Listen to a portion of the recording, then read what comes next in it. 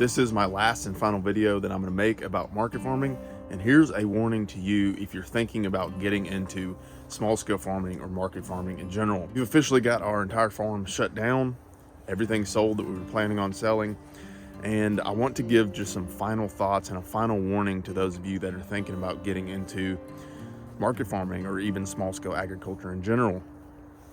I talk to a lot of farmers, and even people that are ranching and raising grass-fed, grass-finished beef, raising chickens and pigs, and also doing high-intensity vegetable production, the market farming thing, they struggle. There's very few market farmers that are making good money.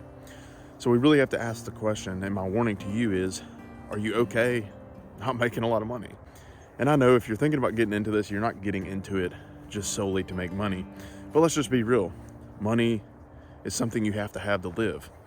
And currently in the United States, it's tough to live on a low income.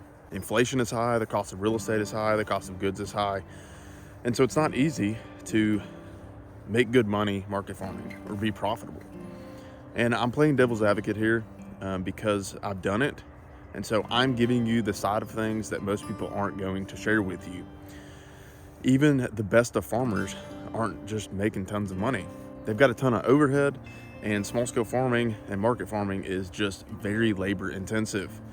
And I think a lot of people get into it because they're like, oh, I want to be connected to the land, and they just like the idea of being able to do something outside and all that. I get that. And those are some perks to running a market farm. But the vast majority of your time running a market farm is going to be spent harvesting and packaging and processing produce.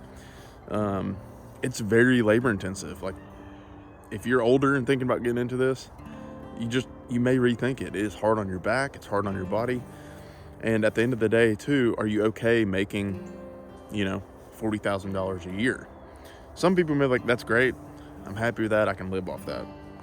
I've made 2 other videos about my reflections of market farming, but my warning to you if you're getting into this is just really think long and hard about getting into it, about spending a large sum of capital to get started, because it does take money to start any business, especially market farming. I've made multiple videos on this. I'll link all the videos related to this video down in the comments. But can you live on $30,000 or $40,000 a year? Even some of the best market farmers aren't making just a ton of money. I'd say some of the most popular ones, maybe they're making 6 figures. But I would say the vast majority are probably at the $40,000 or $50,000 range, and they're doing it full time. And in my opinion, they're crushing it at that level. So are you okay with that amount of money? And are you okay spending the vast majority of your time harvesting, processing, weeding, things of that nature? It can get really monotonous really fast. Typically market farmers are gonna be working alone. You may be getting into this and be like, I like the idea of that. But it can be lonely, it can be discouraging. And at the end of the day, you've got to be able to sell all that produce.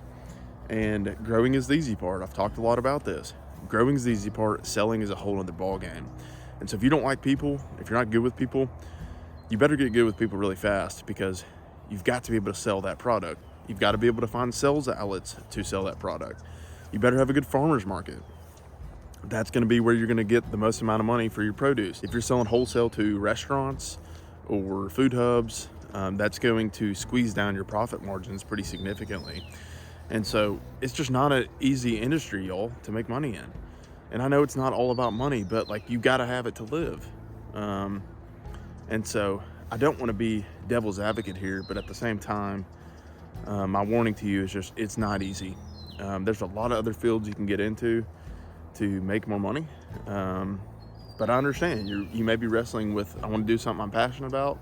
I want to do something that I feel like I'm making a difference, and I totally get that.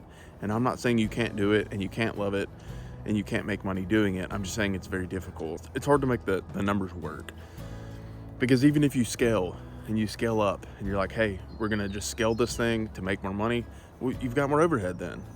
It's a very difficult business to scale, because then you've got to hire labor, you've got to manage people, you've got to hire and fire, and then you got to still go and sell all that extra produce that you're growing to be profitable. So this really is just my final warning to you, is just to think long and hard about getting into this industry. And those are some of the big reasons we decided to get out of it and decided just to go back to homesteading.